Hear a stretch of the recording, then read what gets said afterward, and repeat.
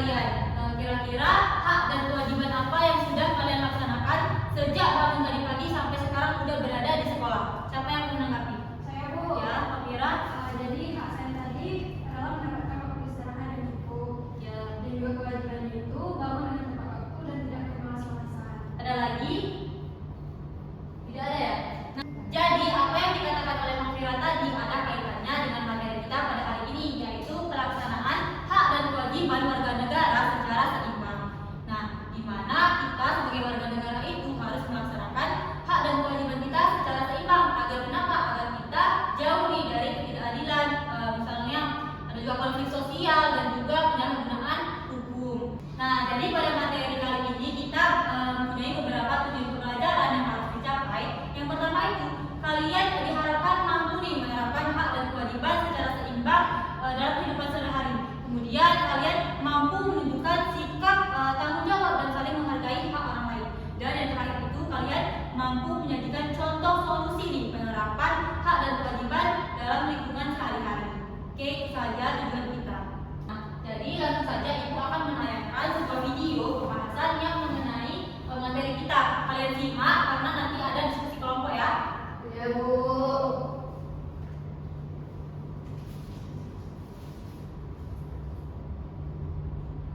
Misalkan dalam kehidupan kita sebagai warga negara, kita tidak dapat menuntut hak saja tanpa menjalani kewajiban. Sebagai contoh, hak dan kewajiban seorang anak. Salah satu hak anak adalah mendapatkan kasih sayang dan perhatian dari orang tua. Hak tersebut harus diimbangi dengan kewajiban mematuhi nasihat dan membantu pekerjaan di rumah orang tua. Upaya tersebut menunjukkan bentuk keseimbangan pelaksanaan hak dan kewajiban dalam kehidupan sehari-hari. Menjaga kewajiban kepada orang lain dan diri sendiri tidak terlepas dari cara seseorang menghormati hak orang lain. Hal ini karena tidak mungkin ada hak tanpa kewajiban dalam membantu mewujudkan hak. Dapat disimpulkan bahwa keseimbangan hak dan kewajiban warga negara sangatlah diperlukan dalam berbagai konteks kehidupan sosial.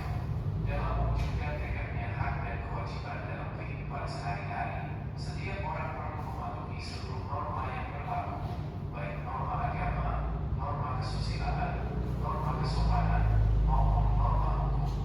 Dengan mematuhi norma-norma itu, pemenuhan hak dan kewajiban akan lebih mudah dilakukan. Pemenuhan hak dan kewajiban tersebut saling terkait dan tidak dapat dipisahkan. Untuk melaksanakan pemenuhan hak dan kewajiban secara baik, setiap orang perlu terlebih dahulu memperhatikan hak orang lain. Selanjutnya adalah memenuhi hak orang tersebut sebaik-baiknya sesuai dengan tanggung jawab atau kewajiban diri sendiri atas orang lain. Dengan memenuhi hak orang lain sebaik-baiknya, maka kewajiban diri sendiri otomatis sudah tertunaikan. Setelah itu, kita dapat meminta hak diri sendiri agar dipenuhi oleh orang yang memiliki kewajiban terkait hak tersebut. Bila antar peserta didik memahami akan pentingnya kebersihan kelas, tiap-tiap peserta didik harus memiliki kesadaran akan kewajiban tugas tiket kebersihan kelas secara adil. Dengan cara itu, kamu akan memperoleh hak yang sama untuk menikmati suasana kelas yang nyaman dalam belajar. Ada pun contoh-contoh hak dan kewajiban peserta didik di berbagai lingkungan sebagai berikut. 1. Hak dan kewajiban di sekolah. Di lingkungan sekolah, setiap peserta didik memperoleh beberapa hak dan melaksanakan kewajiban. Contoh hakmu sebagai peserta didik di sekolah sebagai berikut. A. Mendapatkan suasana belajar dengan tenang. B. Menggunakan fasilitas sekolah. C. Meminjam buku di perpustakaan. D. Mendapatkan bantuan beasiswa bagi yang membutuhkan. E. Bebas mengikuti organisasi atau ekstrakurikuler di sekolah. Tidak hanya memperoleh hak, seorang peserta didik juga harus melaksanakan kewajiban. Contoh kewajiban peserta didik di sekolah yang dapat kamu lakukan sebagai berikut.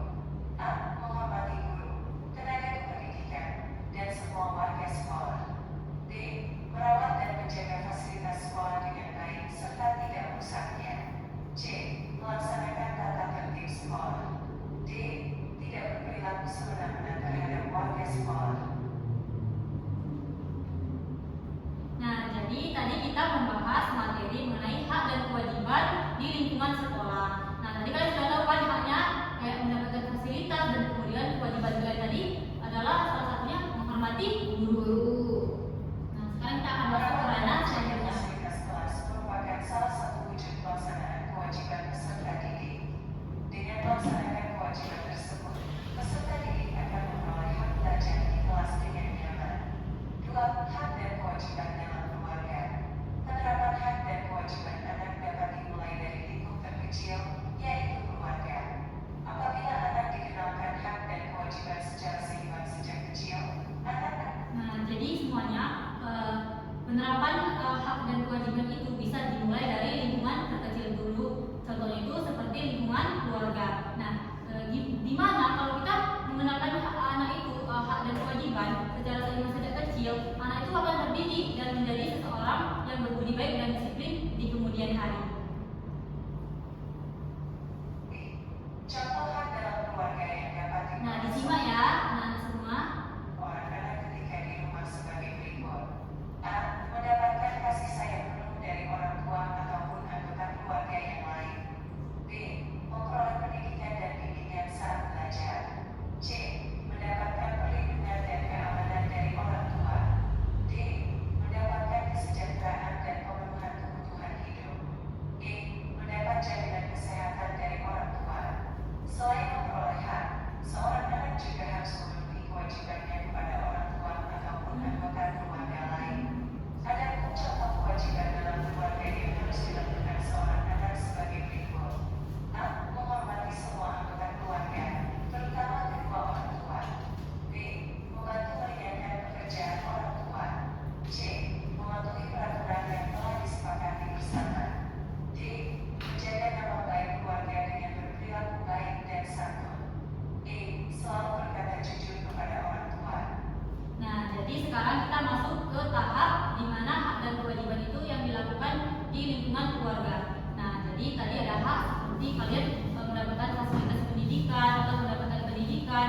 Nah, dan kemudian kewajiban kalian, ya kalian udah mendapat pendidikan dan kewajiban kalian sekarang harus pergi ke sekolah, tidak boleh bolos.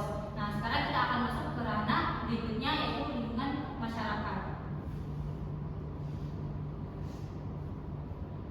Nah, jadi di sini ada beberapa contoh di lingkungan masyarakat mengenai hak kalian. Yang pertama itu ada mendapatkan persamaan kedudukan dan kepastian di mata hukum dan pemerintahan. Kemudian hak di mana kita bisa mengeluarkan pendapat, terus beragama dan beribadah, dan juga hak untuk membela negara kita.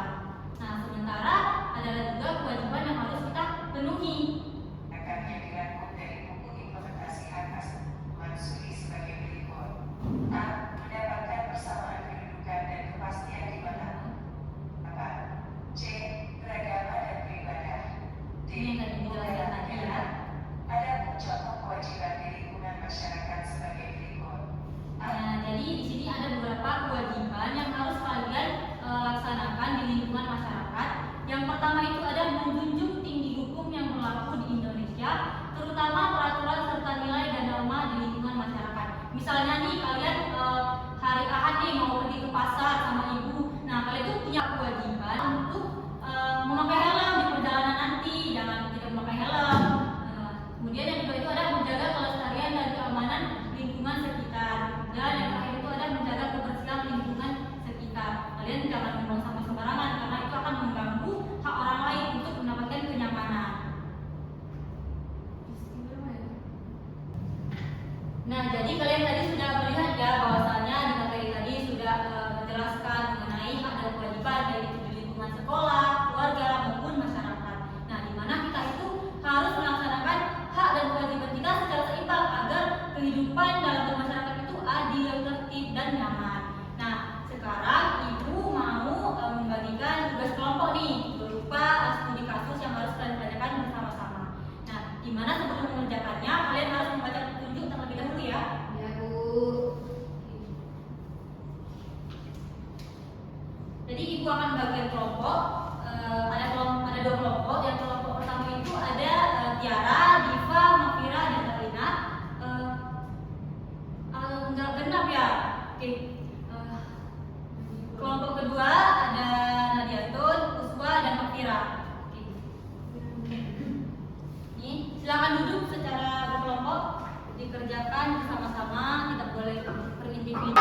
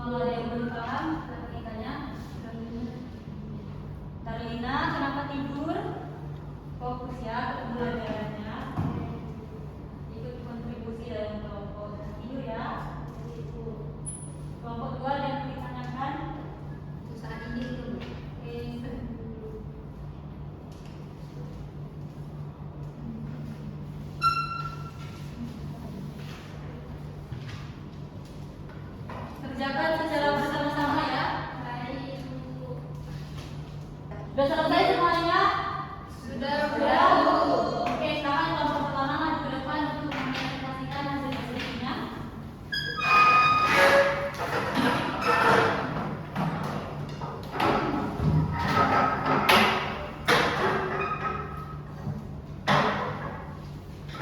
Kelompok 2 disimak ya kawan-kawannya. Ya Bu. Baik, Assalamualaikum Assalamualaikum. warahmatullahi wabarakatuh. Waalaikumsalam warahmatullahi wabarakatuh. Kami dari kelompok pertama, saya Tiara Nika, ada Darminawati dan Dipa Ramadhani. Di sini kami akan menjawab soal tentang studi kasus. Jadi kasusnya baca ini. Dibaca, nanti yang kelompok 2 bisa dibaca. Karena kalau yang pertama baca saja ya. Nah, jadi di sebuah sekolah terdapat seorang siswa kelas 9 bernama Kaiser Michel. Dalam proses pembelajaran, Kaiser menunjukkan keinginan untuk mendapatkan hasil belajar yang baik serta berharap diperlakukan secara adil oleh guru, sebagaimana hak yang dimiliki setiap peserta didik. Namun dalam kesehariannya, Kaiser belum sepenuhnya melaksanakan kewajibannya sebagai siswa. Ia berapa kali tidak mengumpulkan tugas tepat waktu, datang terlambat ke sekolah dan kurang memperhatikan aturan yang berlaku di kelas. Ketika hasil belajaran tidak sesuai dengan harapan, Kaiser merasa kurang puas dan menganggap bahwa ia belum memperoleh haknya secara maksimal. Situasi tersebut menimbulkan berbagai pandangan mengenai bagaimana seharusnya peserta didik melaksanakan hak dan kewajiban secara seimbang dalam kehidupan di sekolah. Nah, jadi ada pertanyaan pertama, yaitu identifikasilah hak dan kewajiban Kaiser sebagai peserta didik berdasarkan studi kasus di atas. Nah, jadi hak si Kaiser tersebut yaitu mendapatkan pendidikan yang baik, diperlakukan adil oleh guru, memperoleh hasil. Sedangkan kewajibannya yaitu mengumpulkan tugas tepat waktu, datang tepat waktu, dan menaati aturan sekolah. Soal yang kedua yaitu analisislah apakah sikap Kaiser sudah mencerminkan keseimbangan antara hak dan kewajiban. Jelaskan alasannya. Sikap Kaiser ini belum seimbang karena Kaiser lebih menuntut hak tetapi belum melaksanakan kewajibannya secara penuh, seperti sering terlambat dan tidak mengumpulkan tugas. Nah, ada soal pertanyaan terakhir atau soal ketiga. Berikan saran yang tepat agar Kaiser dapat melaksanakan hak dan kewajibannya secara seimbang. Nah, cara si Kaiser ini harus lebih disiplin, mengatur waktu, dan juga menyelesaikan tugas tepat waktu agar hak dan kewajibannya seimbang. Sekian dari kami. Apakah ada tanggapan dari kelompok 2? Tidak ada. Terima kasih. Oke, bagus sekali ya. Berikan apa kepada teman-teman. Salam untuk kelompok pertama. Kelompok 2 silakan maju.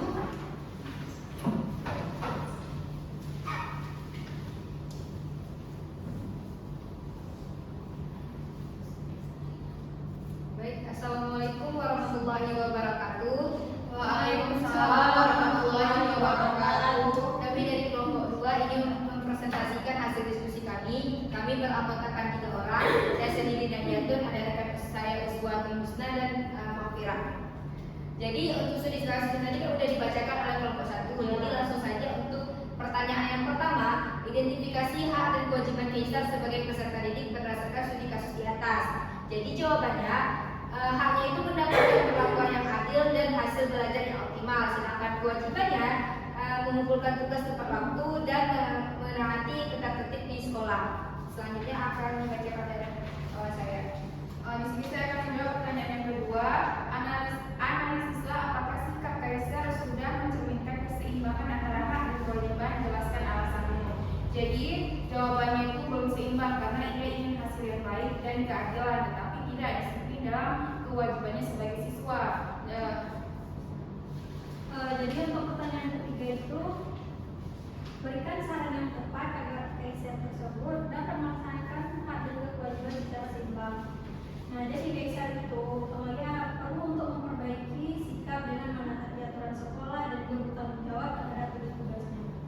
Mungkin itu saja dari kelompok kami. Kami akhiri. Assalamualaikum warahmatullahi wabarakatuh. Waalaikumsalam warahmatullahi wabarakatuh. Ya, berikan apa kepada teman kalian. Salam untuk kelompok 2.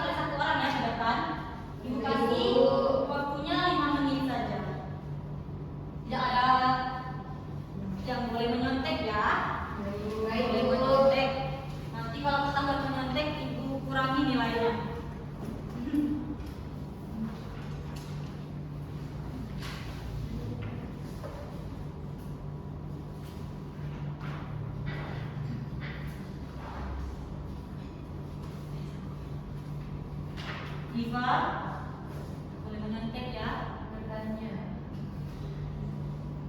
Ya, Bu.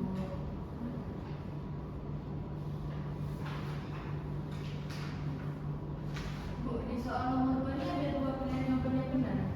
Apa? Soal nomor 2 ini ada 2 jawaban yang benar. Ya, pilih aja salah satu yang menurut kamu benar. Baik.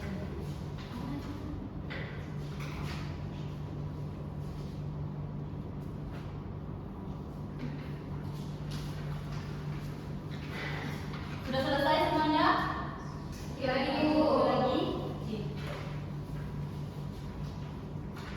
Kalau ada pertanyaan atau soal yang membingungkan, tanya saja sama Ibu ya. Jangan malu-malu.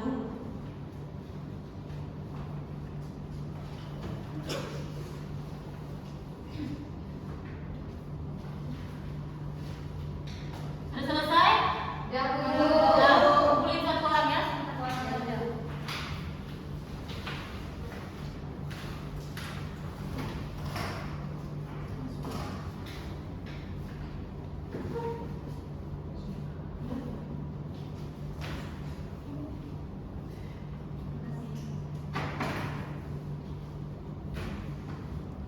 Ibu periksa dulu ya. Ya, Bu.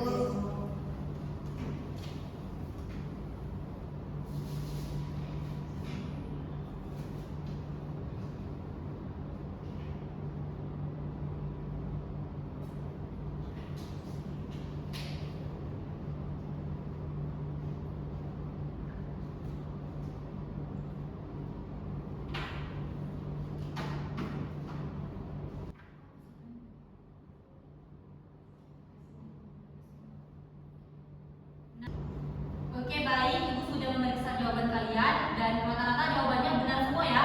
Ya, Bu. Kalian sudah paham banget nih dengan materi kita hari ini. Bagus sekali ya. Nah, oke. Jadi ibu mau tanya nih, kalian senang nggak sama pembelajaran hari ini? Senang, Bu. Oke. Ada yang ingin menambahkan, misalnya, Bu, bosan banget Bu sama metode pembelajarannya gitu. Ada yang mau kasih tips gitu? Tidak ada? Kedepannya itu kan pembelajarannya itu saya kalau bagi kelompok disiplin aja, Bu. Oke. Biar lebih seru gitu. Oke, Diva, apa? Saran, Bu, kalau bisa ada kayak bimbing edukatif gitu, jangan nonton aja. Kadang-kadang kan kalau nonton ada yang nggak paham juga. Oke, baik.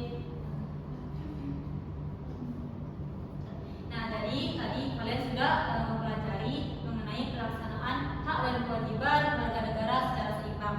Nah, di mana setelah ini kalian tuh harus benar-benar bisa menerapkan nih, di mana kalian bisa menerapkan hak dan kewajiban itu, pelaksanaan itu harus benar-benar seimbang. Nggak boleh hanya menuntut hak saja, tapi harus menaikkan kewajiban. Nah, karena waktu kita sudah habis, mungkin pembelajaran cukup sampai di sini saja. Ibu mohon maaf nih apabila ada kekurangan dalam proses pembelajaran ya. Oke, Ibu akhiri. Wassalamualaikum warahmatullahi wabarakatuh.